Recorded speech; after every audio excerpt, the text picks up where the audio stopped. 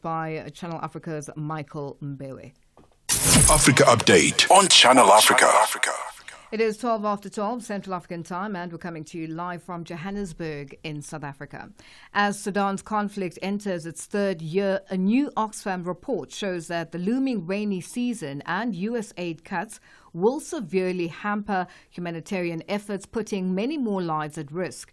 The report, The Unraveling of the World's Largest Humanitarian Disaster from the Sahel to the Red Sea, highlights the human cost of the Sudan conflict. And to tell us more, we are joined on the line by Elise Nalbadian, a Regional Advocacy Manager at Oxfam. Elise, good afternoon, and thank you for joining us on Africa Update.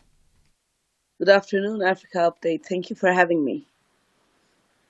The situation in that part of Africa.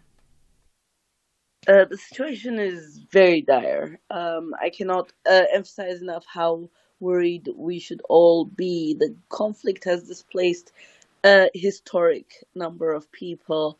Over 12.7 million people are out of their homes. A lot of them are internally displaced, moving around Sudan looking for a safe haven, while over 3 million have sought refuge in neighboring countries. The neighboring countries themselves, like South Sudan and Chad, have their own massive humanitarian crises which are ongoing and are actually extremely poor countries themselves. So the influx of refugees has put a massive strain on these neighboring countries as well. Now, let's talk about the impact of the aid cuts. What sort of impacts are these aid cuts having in the region? And what contingency measures have been put in place or that you're working on in terms of trying to sort of mitigate the crisis? Right. So basically,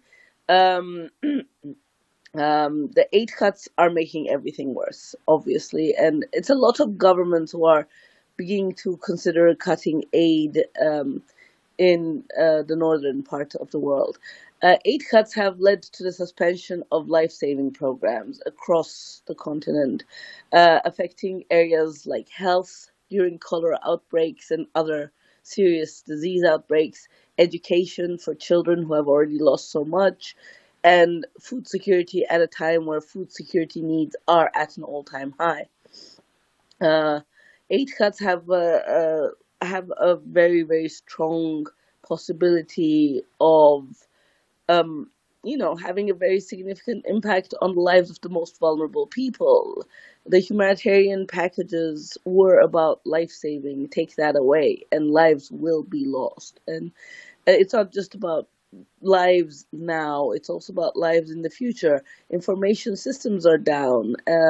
Our data collection abilities are impacted to a certain extent. So we have to be bracing for more deaths and disease and hunger this year, unfortunately.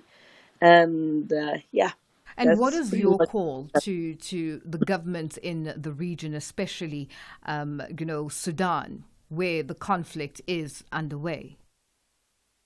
The government in the region themselves need to actually show political will. We need to find solutions in this continent for this conflict, which is affecting not just Sudan, but our whole East Africa region, also West Africa region and Central Africa region. Sudan is a big country. It was a safe haven for many, many refugees for many years. We need all African governments to actually be consistently calling for peace and finding political solutions to this conflict. We also need to find more resources in the continent to address our own crises and prevent further suffering. Now, Elise, a one-day international conference, which is hosted by the United Kingdom, is taking place as diplomats and officials are working to raise funds to ease the worsening humanitarian crisis in Sudan, with Britain announcing that it will provide $158 million more in aid to the people in Sudan is Oxfam part of this conference? And what are you hoping will happen apart from the $158 million in aid that has been pledged? Are you hoping for more pledges to come forward? Indeed, we are always hoping for more pledges, of course.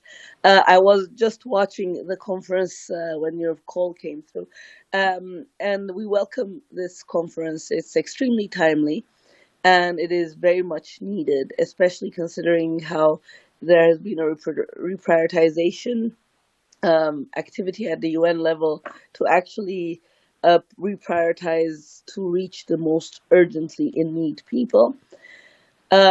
Leaders at the conference need to call for an immediate end to the conflict. They need to scale up support, and they need to be calling out for humanitarian access. And I'm very sure they will be doing that as I speak. Oxfam will not be speaking, I don't think, because at these high-level conferences, the space for everybody to speak is limited. However, these messages have come through as I was listening. I heard the British Foreign Minister refer to the need for more political will and for political solutions, which is part of our call. And just in wrapping up, Elise, how do you reprioritize with all the crises that the globe is facing, especially on the African continent and other third world countries? How do you reprioritize when it comes to funding and aid? This year has been a little bit of a shock to our system. But we're going to have to learn how to do things better. We're going to have to find more innovative solutions. We're going to have to look at more root causes.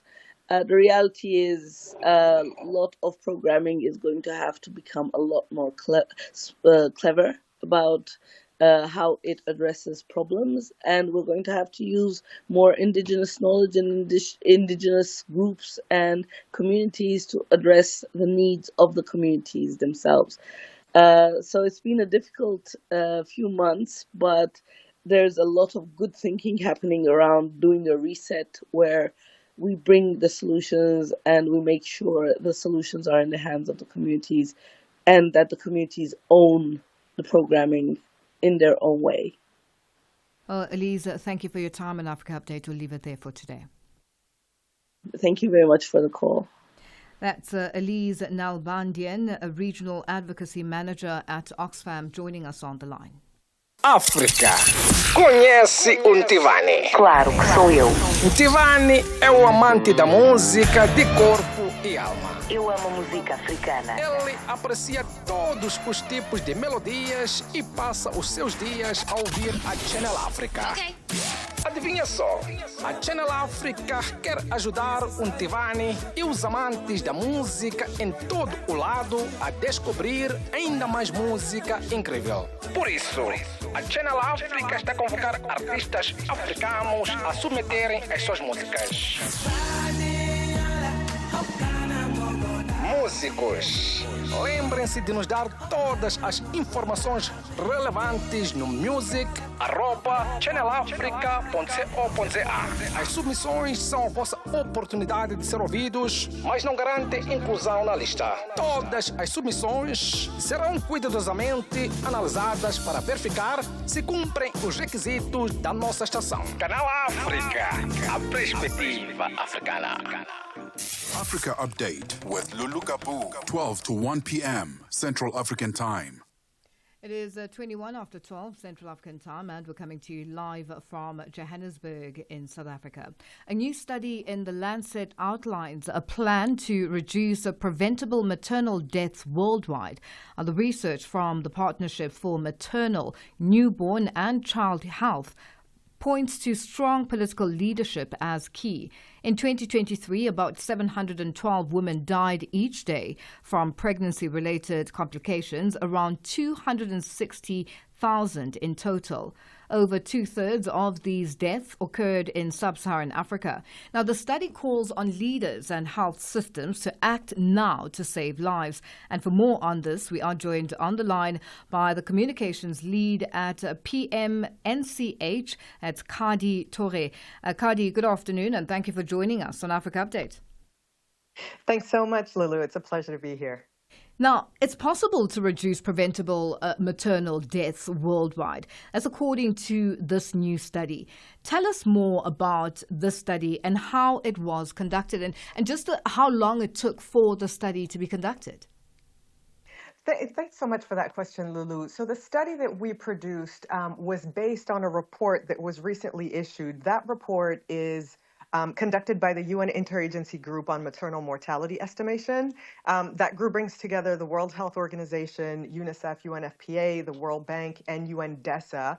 It's a report that's produced every 2 to 5 years and provides robust statistics on where we are with maternal mortality. And it uses national data from a range of sources: demographic health surveys, censuses, civil registration vital statistics, does some statistical modeling, and uses country consultations to arrive at a situation of where we are. And as you say, we have gotten some concerning findings.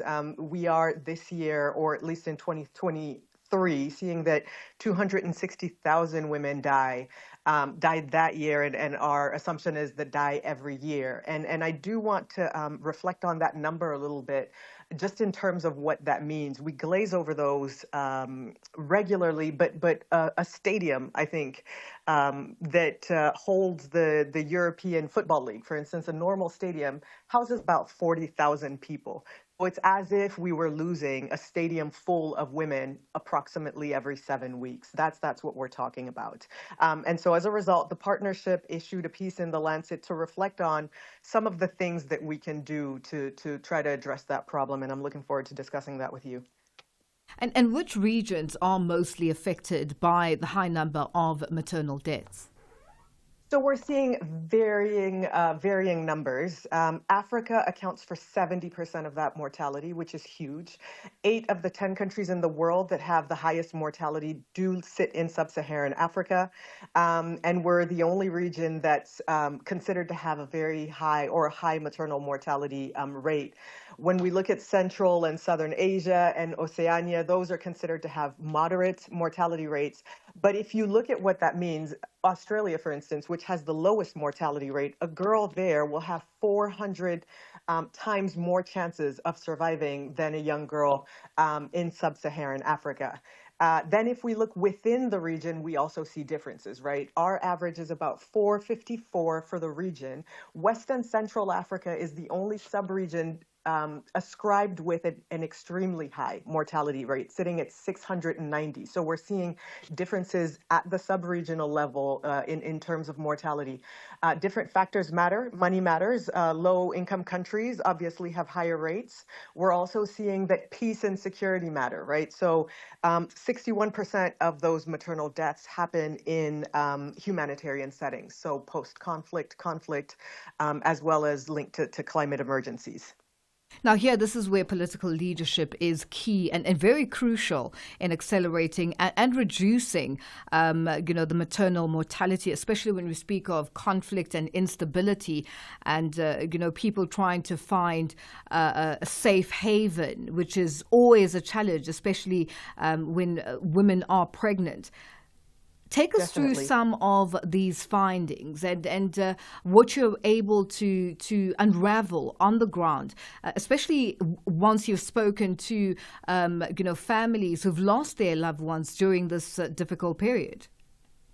So that's where the study in The Lancet focuses, is what can we do? And you're right, political leadership makes enormous difference because we know what the issues are. Women die because of a range of reasons. So it's postpartum hemorrhage, and that's severe bleeding right after death, hypertensive disorders, sepsis, and those are the body's reaction or violent reaction, at least, to infections, as well as abortion. And we know what needs to be done to address those. If we have women that can get to at least 4 visits of antenatal care so we can identify any potential complications.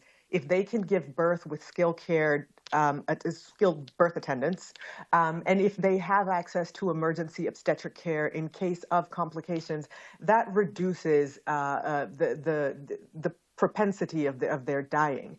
But we're seeing that doesn't necessarily happen systematically, and that's where political leadership becomes key. We've seen commitments. The MDGs committed to this. The SDGs did. The African Union's Agenda 2063 has said that they'd have maternal mortality. So this is something that's been on everyone's radar. And the question is, how can we put the actual investments in place to make sure that we're actually delivering on those services that women need? And we have issues around infrastructure. And like you say, those infrastructures are even fewer and further between in conflict settings. In those places, are the commodities available in those infrastructures? Do we have the right medicines? Do we have the right tools? Healthcare workers, there's an enormous shortage of healthcare workers, including midwives. For instance, there's 1 million, a shortage of midwives right now. And so how are governments actually putting those investments forward to make sure that no women actually lose their lives giving birth? Political will is also important because part of these issues are policy and financial, but part of them are policy and legal. So I mentioned that abortion was one of the main causes of death. And if you look at it, 164 million women don't have access to contraception. So women that don't want to get pregnant, that want to take contraception, but then don't have access to it. And that leads to unintended pregnancies. And then we get into situations where they sometimes need to have abortions, some of which are allowed by governments, some of which are not allowed by governments. And we get into a situation where they have unsafe abortions that account for 13% of these maternal deaths. So a lot to be done. We've seen countries like Sierra Leone where the government declared maternal mortality a public health emergency, and where they put in place multi-sectoral plans and actions and reporting mechanisms that actually drove progress. So political leadership does make a difference. And you touch on abortion, which also, some countries having their own laws and regulations, and some women's rights being taken away from them. What are the challenges in countries that have stability and there is no conflict, apart from policy and regulation? What other challenges, add to the maternal rate in terms of the loss of life? So a number, I mentioned some of the health systems issues. A number of the countries, particularly in the African region, are trying to strengthen their primary health care. And there are issues related to that. So I say them as if they weren't difficult, but strengthening your health workforce is difficult. Investing in commodities requires a certain number of systems to be built behind them, and making sure that those systems are available equitably and in high quality, I think also makes a difference. And one of the issues around provision of those services is equity. So where you live within those countries actually does make a difference in terms of whether you have access. And people that live in rural areas are going to have less access to those services. But there are also additional things that we need to invest in.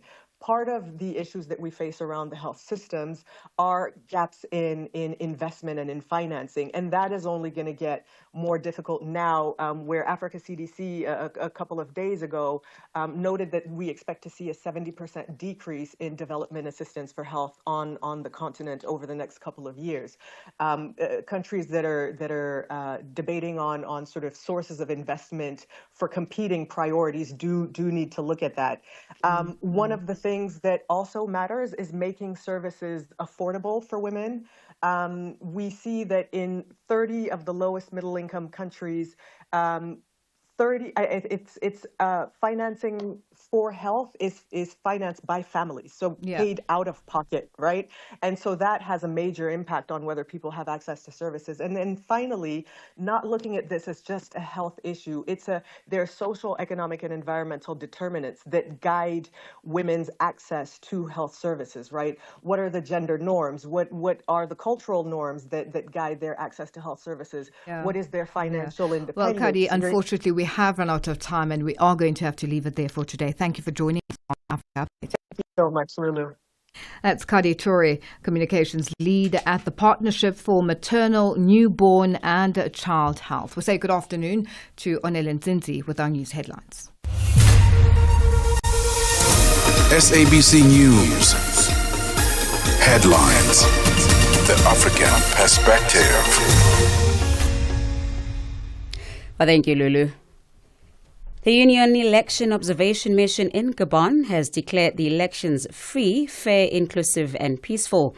Gabon voted on Saturday in an election that saw former coup leader General Brice Oligui Nguema win the polls by over 90% of the votes.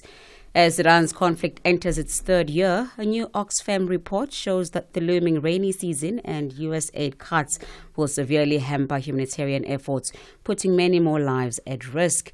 And South African political activist Dr. Mbuyiseni Ndlozi has issued a powerful call to religious and political leaders, urging them to stop exploiting the poor under the guise of serving God. Channel Africa News, I'm Onele Nzinzi. SABC News. Headlines. The African Perspective. Well, thank you, Onele. We say good afternoon to Msibudi Makura with our sporting update. Sports on Channel Africa. The African Perspective. Thank you, Lulu. Good afternoon from the sports desk. We'll start with the story. So, CONCACAF President Victor Montegalani has criticized a proposal to expand the 2030 Men's World Cup to 64 teams. Now, the plans put forward by the South American governing body CONMEBOL has also drawn opposition from UEFA President Alexander Ceferin, as well as the Asian Football Confederation, also known as the AFC. The tournament will be hosted by Spain, Morocco, as well as Portugal after the opening matches are to be held in Argentina, Paraguay, as well as Uruguay. Now, the 2026 World Cup, which will take place across the USA, Mexico, as well as Canada, has already been expanded from 32 to 48 teams. But CONMEBOL said it wanted to add more participants to mark the competition's 100-year anniversary. The decision to expand the 2026 World Cup to 48 teams was taken back in 2017 following a unanimous vote at the FIFA Congress. Meanwhile, FIFA's 75th Congress will be held in Paraguay on the 15th of May, when CONMEBOL's proposal could then be discussed. If the proposal is accepted, the 2030 edition would then consist of 128 matches, double the number played under the 64-game format used from the 1998 to 2022 World Cup tournaments.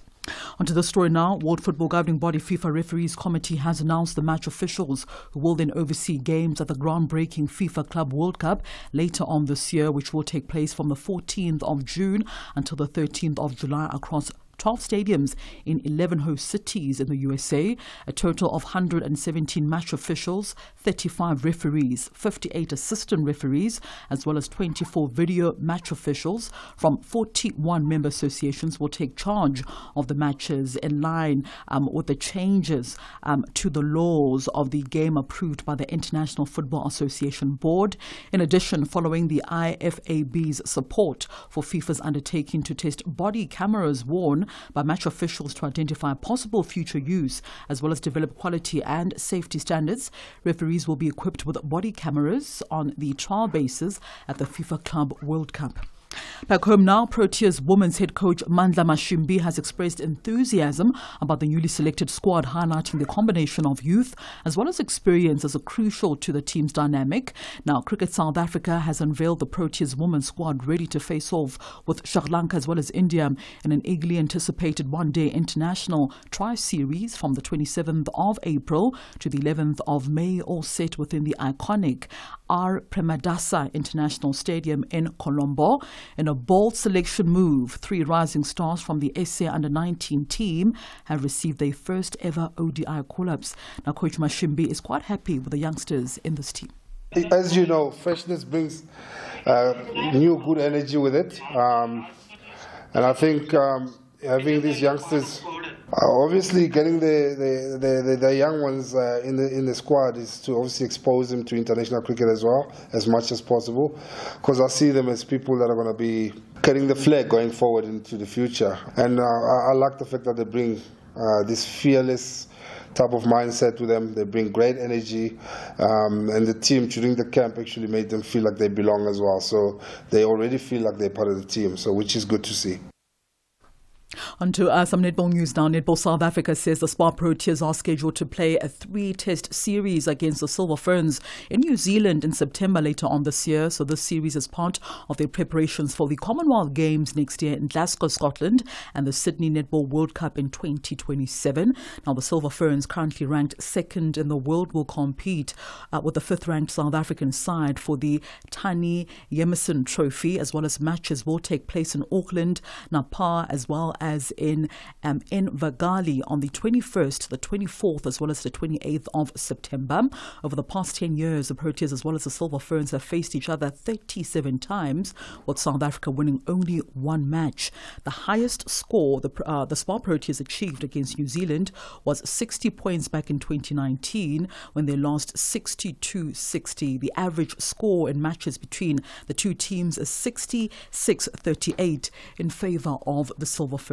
We'll conclude with some boxing news now. Promoter Bob Arum believes Tyson Fury will not return to boxing after the heavyweight announced his retirement in January of this year. So the 36-year-old Brit made a surprise decision just a few weeks ago after suffering a second successive loss to WBA, WBC as well as WBO champion Alexander Usyk. Fury has retired more than once in his illustrious career, but American Arum, who promoted him in the past, does not expect another U-turn from the fighter. So Fury's last 3 fights took place in Saudi Arabia, having last fought in the UK in 2022 when he outclassed compatriot Derek Chisora at Tottenham Hotspur Stadium. He has a record of 34 wins, 1 draw, as well as 2 defeats in his illustrious career. It's 12:39 p.m. Central African Time. That's a wrap of your sports news this hour. For any sports stories you'd like to share with us, send us an email to newsroom@channelafrica.co.za or give us a call on +27 11714 4459. For Channel Africa Sport, I am Musibu D. Makura. Sports on Channel Africa. The African perspective. África. Conhece o Ntivani? Claro que sou eu.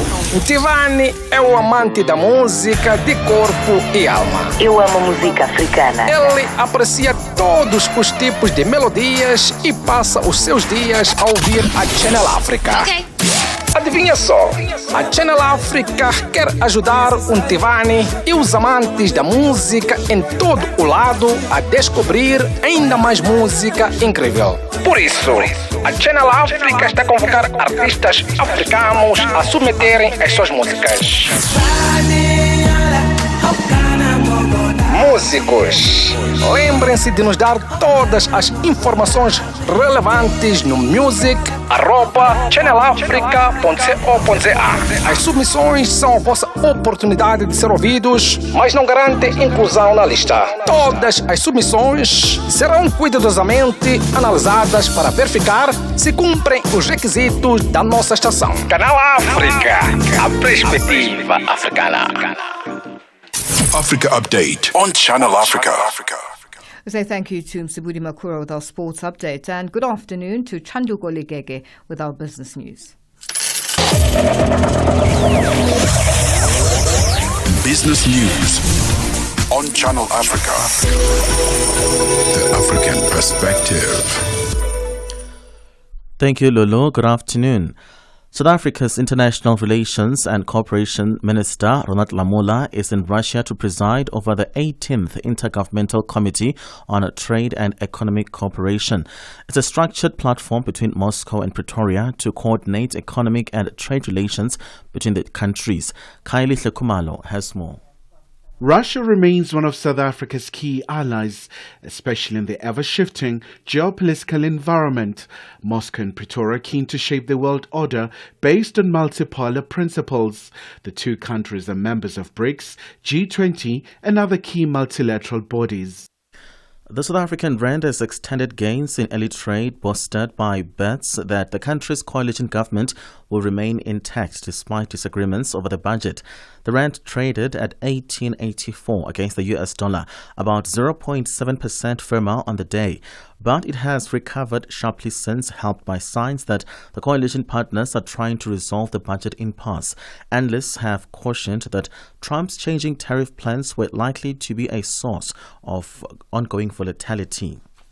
Deputy Minister in the Presidency for Planning, Monitoring and Evaluation in South Africa, Seiso Mohai, has called on the G20 working group nations to resolve how to come up with tangible solutions to fight against illicit financial flows. These involve the illegal exchange of money across national borders, which include smuggling and tax evasion, amongst others. The minister was speaking on the second day of the three-day G20 Development Working Group meeting in Somerset West in the Western Cape Province. Mohai says this type of financial transgression must be prioritized. And if it is estimated that about 88 billion of the country's flows are lost through this measure, it is a very important issue in the continent. So we have to address this thing unashamedly. There are growing calls for the African continent to invest on its pharmaceutical industry. Government ministers, medical experts and industry players took part at the G20 side event in Sandton in South Africa. Delegates also say the public and private sector should continue with their collaboration in speeding up manufacturing of vaccines. South African President Cyril Ramaphosa is currently the African Union Pandemic Preparedness Response Champion. Bonolo Maribe filed this report. Director General for Africa CDC John Kaseya says that Africa must be self-reliant and mobilize its own resources. That's been a clear message at the G20 side event to boost the pharmaceutical industry in the continent. Meta's founder, Mark Zuckerberg, has appeared before a U.S. court to defend his social media company over accusations of creating a monopoly. The Federal Trade Commission, the powerful consumer protection agency, argues that by acquiring Instagram and WhatsApp, the American multinational technology conglomerate unlawfully quashed competition. The BBC's Lily Jamali has the details. His company bought Instagram in 2012 before acquiring WhatsApp 2 years later. On the stand, Meta's CEO called the correspondence relatively early conversations about buying Instagram. He says he wanted its camera technology, not its social network, which competed with Facebook. Let's have a look at afternoon financial indicators. $1 US in Nigeria is trading at 1,000 naira 599, in Botswana 13 pula 79. Kenya, the dollar is at 128 shilling 595. Zambia 28 kwacha 16. BRICS countries, $1 in Brazil is at 5 real 86. Russia 82 rubles 719. India 86 rupee 1. China 71.30. South Africa $1 is at 18 rand 92. $1 is at 75 pence to the British pound, 87 to the euro. Commodities: gold is at $3,228, platinum at $954 per ounce. The price of Brent crude oil at $64.82 a barrel. For any business stories you'd like to share with us, please send us an email, newsroom@channelafrica.co.za, or you can call us on +27 11714 4459. For Channel Africa Business, I am Chanduko Ligege. Business news on Channel Africa. The African perspective. Africa Update on Channel Africa. Well, thank you to Chandu Kulugege with our business news. It is 12:45 Central African time, and we're coming to you live from Johannesburg in South Africa. Now, South Africa joins the rest of the continent today in celebrating Indigenous Tree Day, a growing African initiative aimed at promoting the conservation and sustainable use of indigenous trees.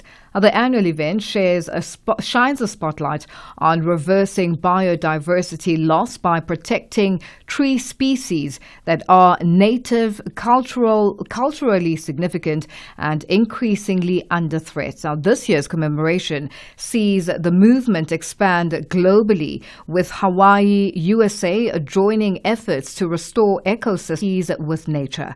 And to speak to us about this, we are joined on the line by Nonzigele Nontsikelelo Mpulo, the Director of Marketing, Communications and Commercialization at the South African National Biodiversity Institute. Nontsikelelo, good afternoon and thank you for joining us on Africa Update. Good afternoon and thank you for inviting me.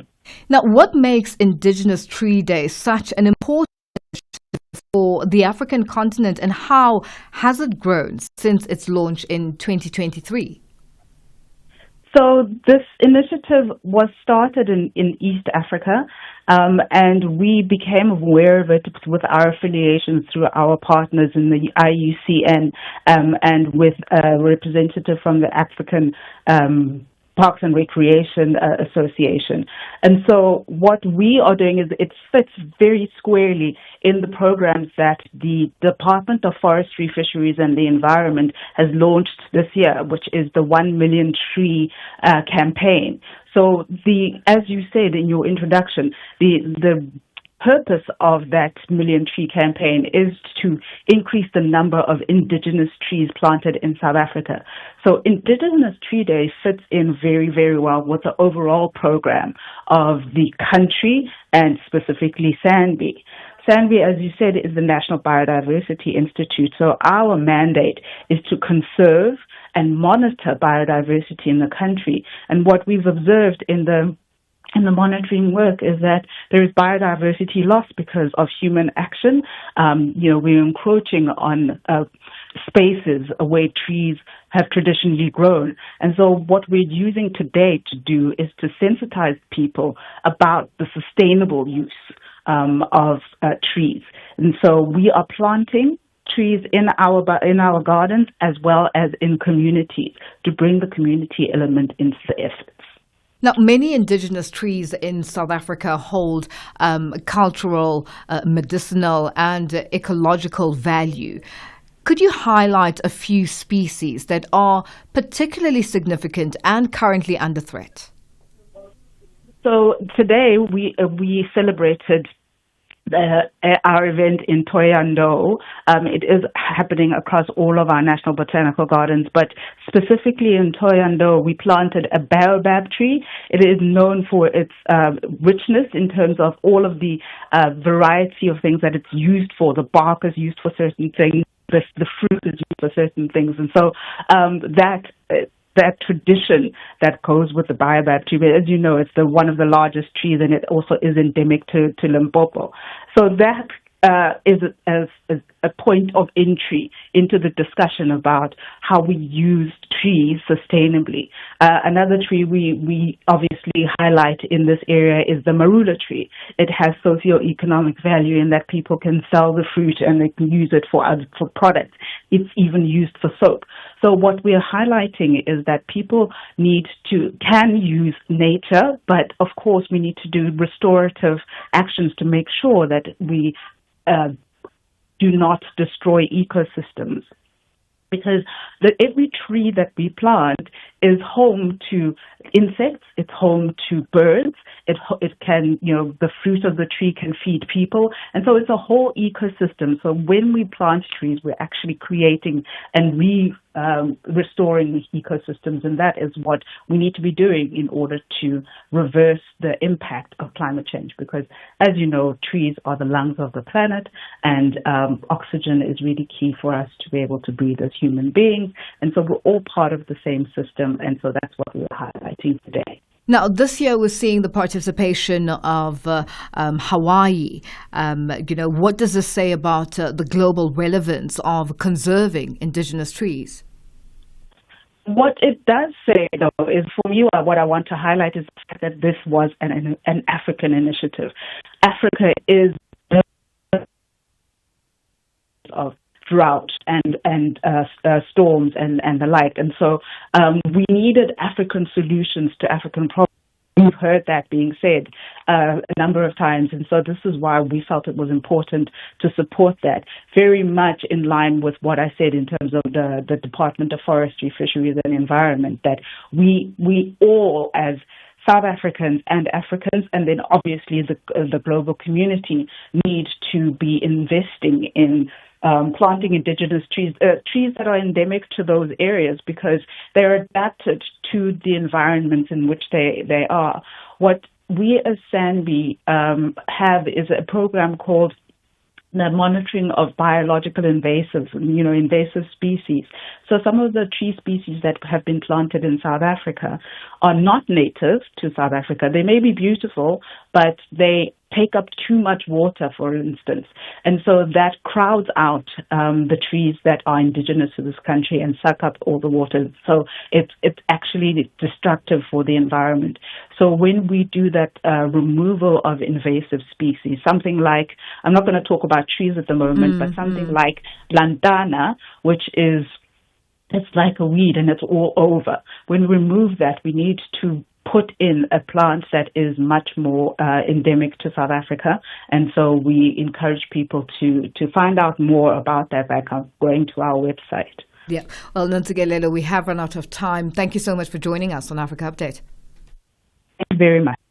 That's Nontsikelelo Mpulo, the Director of Marketing, Communications and Commercialization at the South African National Biodiversity Institute, joining us on the line. Africa Update on Channel Africa. The Speaker of South Africa's Parliament, Togo Didiza, has been elected Chair of the Africa Group of the Inter-Parliamentary Union Assembly in Uzbekistan. As chairperson, her role of the Africa Group, her responsibilities will include convening member parliaments. Now, she spoke to our reporter, Dimakazo Lishoro, who started asking her about her priorities in the role. Most of the responsibility is to ensure that one coordinates the issues of concern that African parliaments have, which they would like to place in the Inter-Parliamentary Union agenda. Also about ensuring that you support different parliaments in requests of parliamentary diplomacy. There will be various issues that the different parliaments may want. It is the responsibility of the chairperson working with the secretariat to actually coordinate those issues and be able to see what are those priorities. For instance, one of the major issues that Africa tabled, even though it didn't get to the threshold, related to how we can support least developing countries that are impacted upon by climate change. It was the proposal from Seychelles. But as you know, that we, even in South Africa and other countries in the region, have already experienced the inclement weather, which has had a negative impact on food security, which is a major concern. And it fits within the broader global debate on how we can mitigate the impact of climate change. The other will be related to the implementation of the SDGs by the different countries and what can be the roles of Parliament in ensuring that they nudge their governments, but also as Parliament we appropriate the budget to ensure that the issues of sustainable development are actually attended to. Lastly, the issue of improving youth and women participation in Parliament, how we can in the continent improve participation of youth and women in our legislatures and parliament. And also, your tenure comes at a very volatile time globally, not only on the continent with the wars that we're seeing and the instability, if you look at the DRC and other parts of Africa.